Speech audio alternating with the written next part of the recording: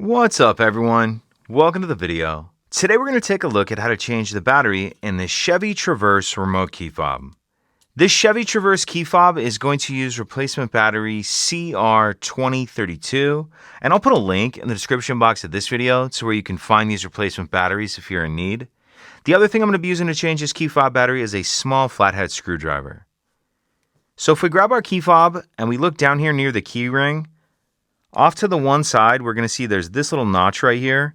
And if your key fob's a bit more worn than this, sometimes that notch can be a little difficult to see, but it is there. So what I'm going to do is take my screwdriver, get it in that notch like this, and just pry the case apart like that.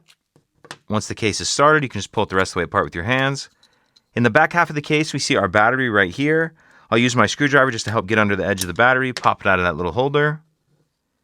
Now I'm going to grab my new replacement battery, and you want to make sure that you're installing your new battery with the plus side down, positive side down.